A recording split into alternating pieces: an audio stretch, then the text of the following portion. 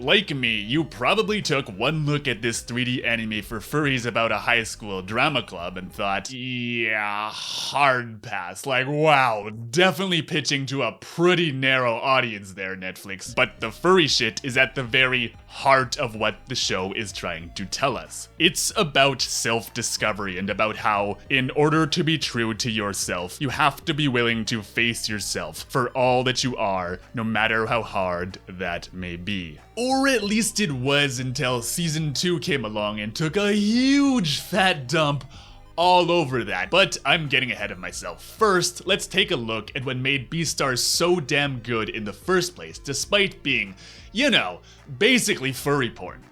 For furries.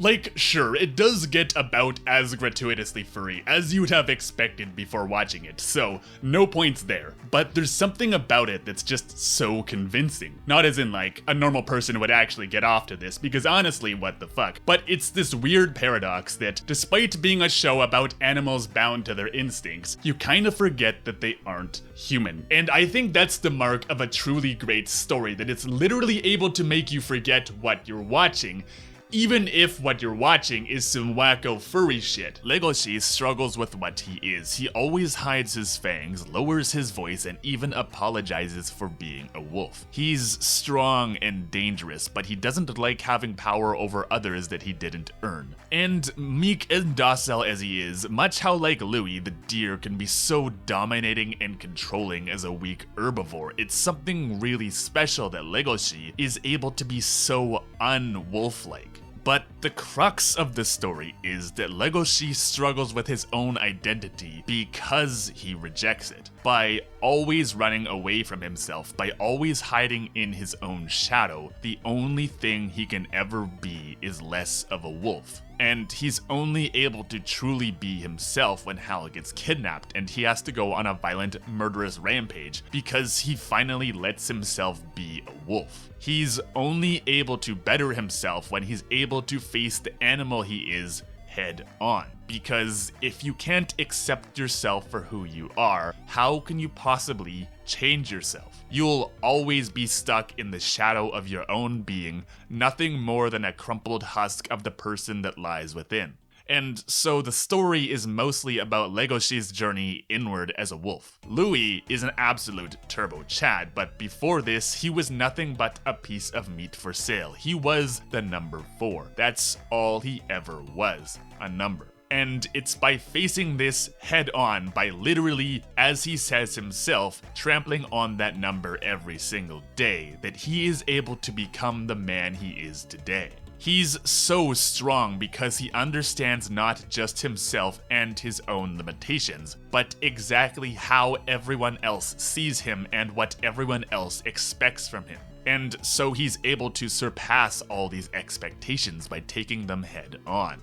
Sure, he's kind of ruthless and kind of a dick, but it's only the same perfection as he expects from himself. Louis is angry at the carnivores because he's angry at himself. He's angry that he was born an herbivore, born something weak and docile rather than fierce and dominant. It's by facing himself and his weakness every single day that he's truly able to become strong. And we really get to see this when he hides from that weakness in one brief moment with the mayor, and he feels not just disappointment, not just anger, but disgust in himself, which leads to his biggest moment of strength when he turns and murders the leader of the Shishigumi. Hal is a tiny, meek young rabbit who has to be scared of the world. It's only by recognizing this fear that she learns to control it. She discovers the nakedness, the equality that only sex can bring, and uses sex to gain control of her life. So when Legoshi comes along and attacks her, tries to eat her, and then suddenly shows up at her garden, the first thing she tries to do is have sex with him in order to take back that control. And it's only when he denies her sex, denies her this control, that she really starts to fear him. Who is he really, and what does he want? It's only by getting someone naked that she can bring them down to her level, and when he refuses, his power over her bears its ugly head. And so then, in the Shishigumi complex,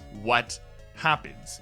She has her one thing, her one means of control used against her as she's forced to strip naked and be humiliated before the Yakuza boss. He plans to assault her before eating her, and suddenly, this thing, this one power that she's had all to herself is twisted in such a way as to make her more helpless and more powerless than she's ever felt in her entire life. So when Legoshi comes in and saves her, she's forced once again to face her own helplessness, her own place in the world, and once again, she faces her own identity as a meek little rabbit. In the Love Hotel, instead of taking control of the situation like she normally would, she tells Legoshi to take control and fuck her. Harder, yes daddy, this is the furry shit I signed up for.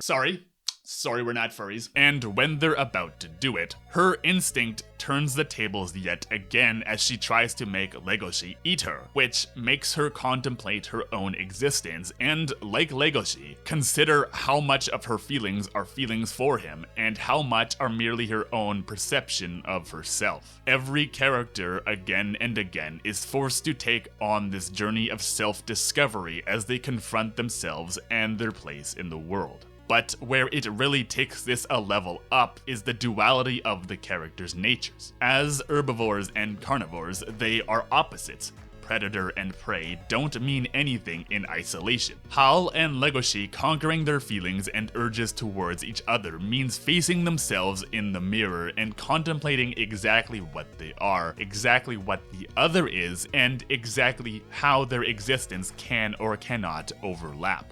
Juno is a wolf like Legoshi, but unlike him, she relishes her existence as a carnivore. She will not apologize for the opportunities it gives her and will not stand aside for anyone, not even Louis. And so, like Louis, or perhaps exactly unlike Louis, we see Juno able to confront her existence as a carnivore through dance. Rather than the terrifying power of a wolf, she's able to show us beauty and elegance and grace, and she shows us her true mastery over herself at the festival.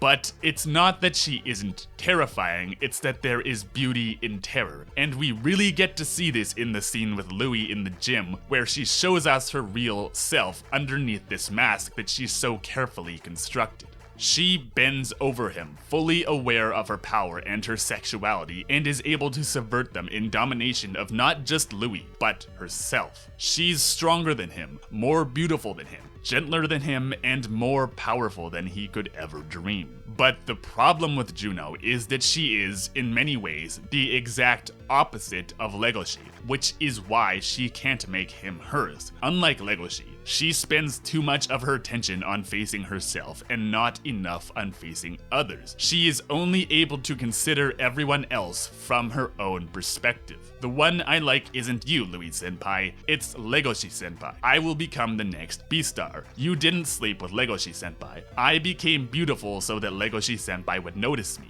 It's why she's so strong and successful, but it's also why she fails to capture Legoshi's heart. Whereas while Juno is always looking in the mirror, Legoshi and Hal are always looking at how everyone else perceives them. This is why Legoshi is the only character that actually crouches down to talk to Hal and other smaller animals. Legoshi is always trying to deny his existence as a wolf because he's afraid of the power he has over others, and Hal is always trying to subvert her social standing with her body, fully aware of the power others have over her. Being together means constantly looking at themselves through each other's eyes because it's through their differences that they can better understand not just one another, but themselves. It's a profoundly deep lesson on introspection, and it wouldn't be nearly as powerful without this duality of carnivore and herbivore that the show is built around. If you're paying attention, you'll notice that there are a lot of mirrors in Beastars. Just about every important scene has a big fat mirror somewhere in it. And the scene with the most mirrors is the Love Hotel, because that's where the idea that they are metaphorical mirrors into each other is the strongest. So I guess what I'm trying to say is that it's always a big sign when an anime tries to be different, and thinking about why it does this is a big clue to what it's trying to say. The furry shit is absolutely a key part of this, because at every point it is a literal metaphor for its message about looking at yourself. Being animals means they have a very concrete, defined nature that they have to overcome. And so as they look each other in the eyes, we get a very, very clear picture of what they each have to do and the lessons we can take away from it. By which I mean what I'm really trying to say is that I 100% did not jerk off to this anime. Wait, am I forgetting to talk about something? Oh yeah, season 2. Oh, God. See, I only used season 1 to make this point because season 2 shits all over itself and its themes, lights itself on fire, and then throws itself into the dumpster all on its own. I mean, I liked it until the ending. Season 2 is about Legoshi investigating the happenings at the school as he struggles with how to become strong and overcoming evil while still being true to himself. He learns to overcome his hunger, overcome his instincts, and overcome his wolfiness by learning kung fu and being this ultimate Zen predator. And the world expands little by little as it shows us more and more of the black market and all the temptations and sins of the world outside the walls of the academy. It wasn't as introspective and personal as season 1, but it was a fitting progression of his character and the themes introduced. So not quite as good, but competent. Except for the ending. The ending is just fucking...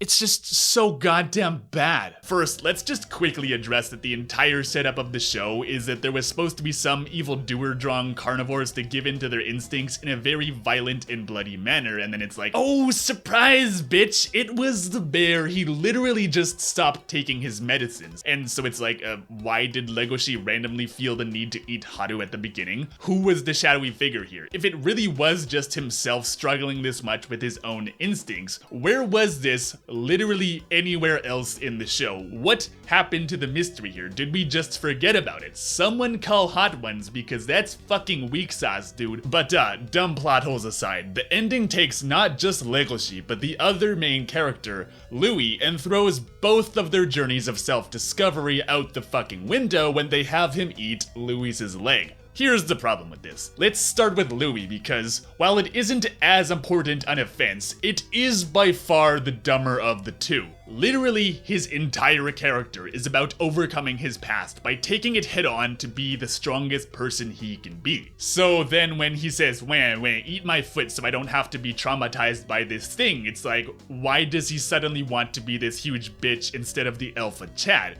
What? I get that it was supposed to be traumatic, but the entire point is that he doesn't let it define him. Instead, he defines it. And so getting Legoshi to bite off his leg is, the exact motherfucking opposite of that, and completely undermines the entire point of his character. Ah, yes, let's cut off my leg so it won't traumatize my life anymore. Oh yeah, sure, not having a leg where your leg is supposed to be is really going to help you with your leg-related trauma. Sure, that makes lots of sense, you complete fucking nut. And then Legoshi, who is going through all this training and refusing to eat meat because he's above the base instincts of a wolf, just eats Louis's leg to win the battle with the bear? What? Sure, I guess maybe if he needed to kill him or something, but not only is Riz in complete control of his instincts, I mean the little dude he kidnaps is barely even injured, in the end he just gets fucking taken to jail. Like, hello? What is the point of all of this? He didn't even need to fight him for evidence or anything. This isn't so much Legoshi facing his demons as it is, well, not so much of anything, because it's really not very coherent. See, apparently the reason they're fighting is over their two ideals.